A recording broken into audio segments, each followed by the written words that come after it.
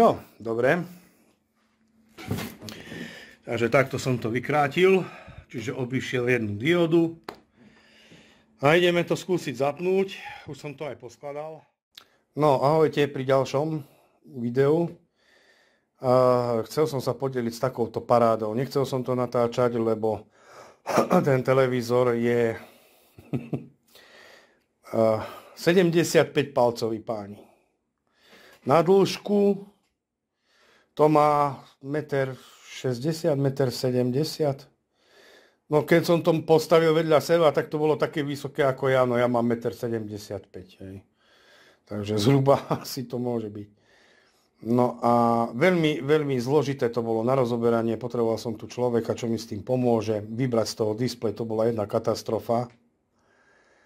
Tu môžem povedať, že jediný Hisense zatiaľ, čo nemá zalepený displej, takže išlo to celkom dobre. No ale prečo je to takto rozobraté? Rozobraté je to preto takto, lebo znova som mal na poverovej doske napájanie, aké som mal mať, ale výstup napájania na tieto LED diódy nebol žiadny, 0,2 V iba. Tak keď som vlastne aj odpojil a zapol, tak sa to chovalo rovnako tak, ako keď som ich pripojil alebo odpojil. Múdry servisný manuál, tu bolo blinkcode 6-krát. Múdry servisný manuál mi povedal, že to bude T-Con doska. Tak som si povedal, idem objednať T-Con dosku. Nedalo mi to, rozobral som to. A v podstate aj tu, keď sa pozriete, ten televízor je ešte aj v strede vystúžený, lebo je fakt veľký. Tu je aj výstuha. Jedna jediná dióda, táto nesvieti. A to znamená, že nefunguje celý jeden pás. A elektronika tým pádom vyhodnotí, že ten odber elektrického prúdu nesedí a aby sa náhodou nezvýšilo napätie do všetkých ostatných, tak to automaticky vypne. Pardon. Budem asi trošku chorý. Takže ja som sa rozhodol, že sa len takto ukážem, že mám tu nejaký 75 palcový Hisense, ktorý nemá prilepený displej, chvala Bohu. Tým komentárom, ktorí mi tam píšu, že sa to bez problémov dá odlepiť a bez problémov prilepiť, tak nech sa páči do súkromnej správy alebo nejakým spôsobom, nech ma kontaktujú, ja ich milé rád zavolám, keď tu budem mať taký televízor a pozriem si na to, ako to rozlepia a čím a ako to naspäť nalepia. A potom fakt, keď to urobí, že dobre a že naozaj kvalitne, tak si s ním podám ruku a budem s ním pokračovať v ďalšej spolupráci. Nech sa páči. Ale ja to robiť, prosím vás pekne, nebudem, pretože ja dávam na to záruku a ja už tam nebudem dávať rôzne montážne lepidlá a tak ďalej a tak ďalej.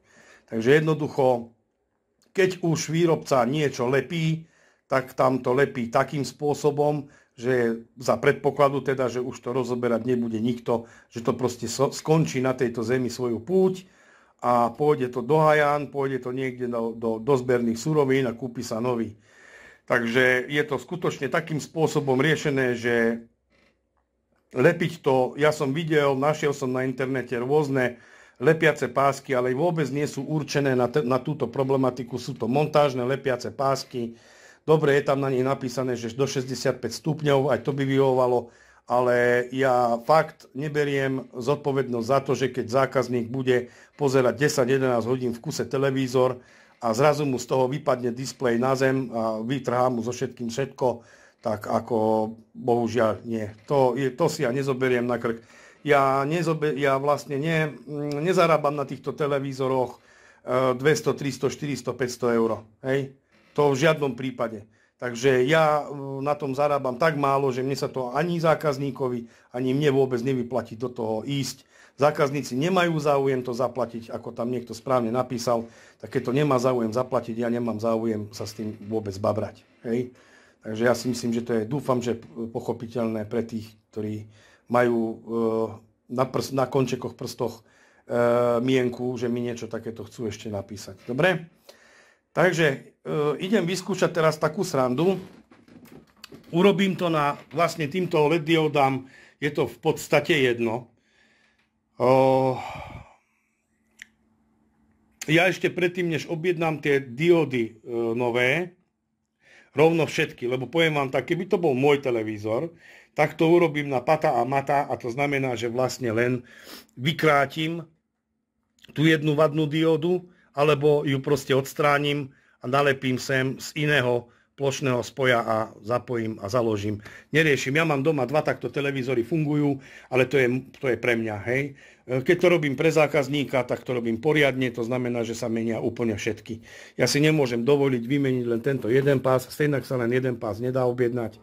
Takže keby som vymenil len tento jeden pás alebo len túto jednu diódu, tak o 2-3 týždne, možno o mesiac, možno o pol roka odíde táto a zase mi bude volať a zase to budem celé rozoberať. A každým rozoberaním je riziko, že praskne ten displej. Áno?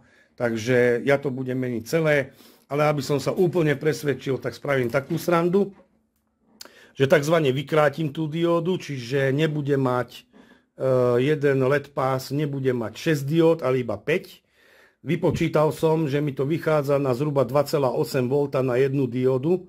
Takže vlastne tým pádom o 2,8 V sa zvýši napätie na všetkých diódach, ale keby som, ja neviem koľko ich je, no poďme ich počítať, tak čo ja viem, 6 kusov, 1, 2, 3, 4, 5, 6, 7, to je 42 kusov na jednej strane, 42 kusov na druhej strane, to je 84 kusov, takže keď jedna bude vykratená, chýbať, ja si myslím, že to ani systém nezbadá, dúfam, a že sa mi to celé rozsvieti.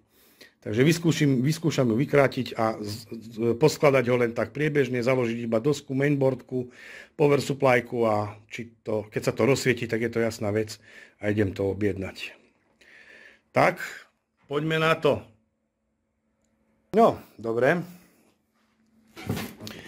Takže takto som to vykrátil, čiže obišiel jednu diódu. A ideme to skúsiť zapnúť, už som to aj poskladal.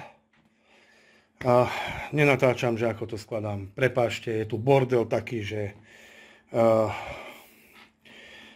nechcem, aby bolo zbytočne ďalších veľa komentárov. Takže vykrátil som to, ideme to zapnúť. Zatiaľ to je len tak provizórne pripojené. Ideme to, svieti nám tu kontrolečka. Zapnem.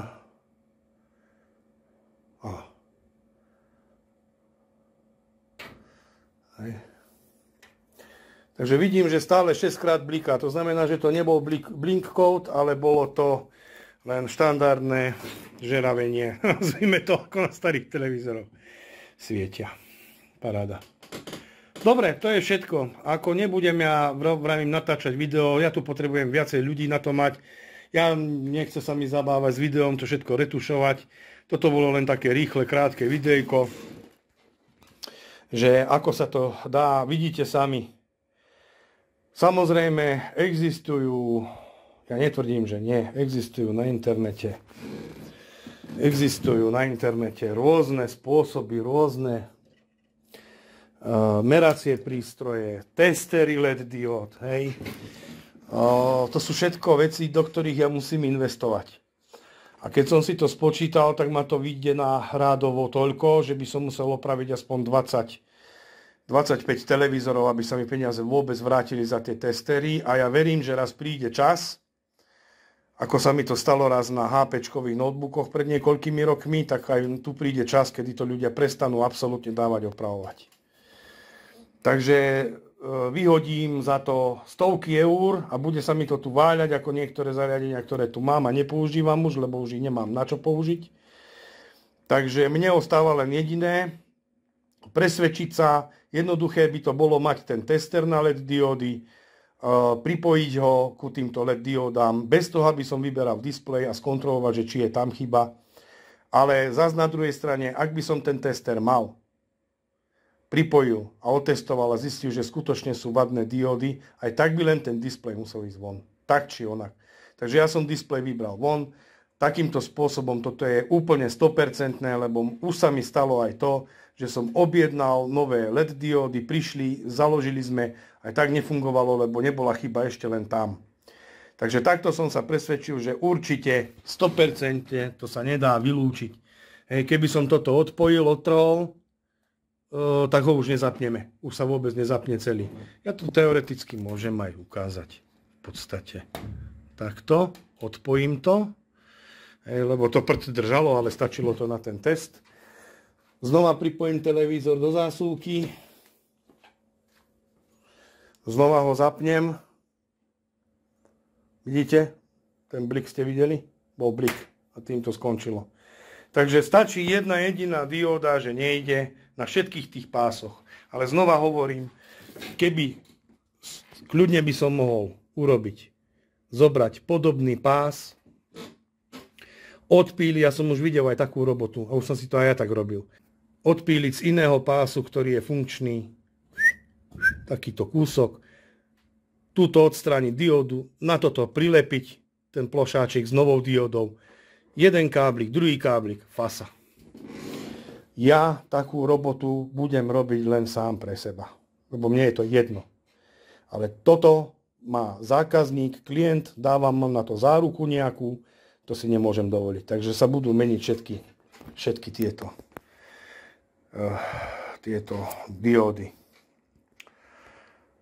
Trošku ma, ešte by som len malinko, trošku ma zaráža, že medzi komentami sú také komentáre, kde tí ľudia vidia len tú technickú stránku, ale nevidia stránku, čo sa týka podnikania.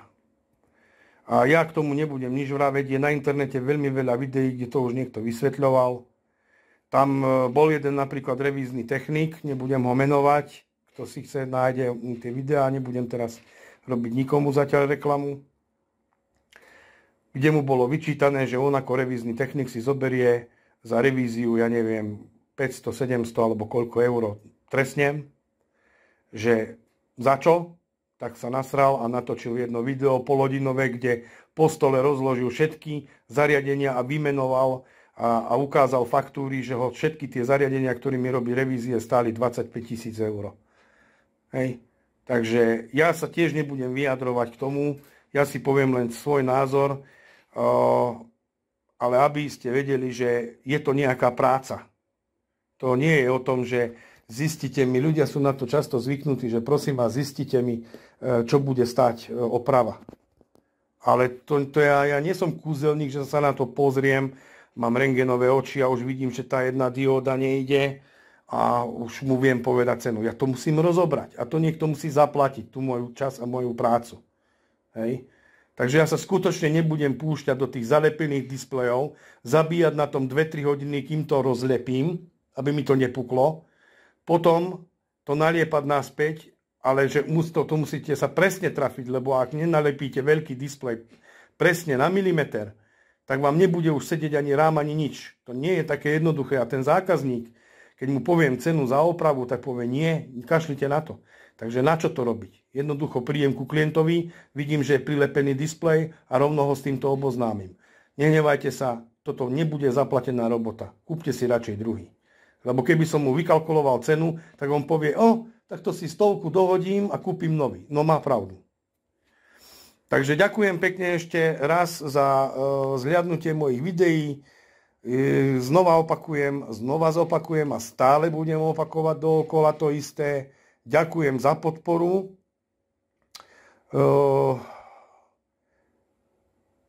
Pekne to rastie, svojím životom funguje ten môj kanál, ja som tomu rád. Vidím, že niekedy, keď aj nenatáčam, tak ešte sám dokonca má také výkyvy. Takže ja som tomu len rád a dúfam, že sa mi podarí časom to trošku zlepšiť, lebo sú nejaké veci súkromné, o ktorých ja nebudem verejne rozprávať, ale ak sa to všetko podarí, tak budú aj nové priestory a budú aj nové diely, budú aj nové náradia. Takže možno budú aj lepšie nejaké kamerové systémy, ktorými to budem natáčať. A dúfam, že sa to bude len a len zlepšovať. Takže naozaj toto len také videjko bez rozoberania, len skúška, nejaký pokec okolo toho. 75-palcový Hisense, páni. Ďakujem za zhliadnutie, teším sa s vami, alebo teším sa na vás v ďalších videách. Ahojte.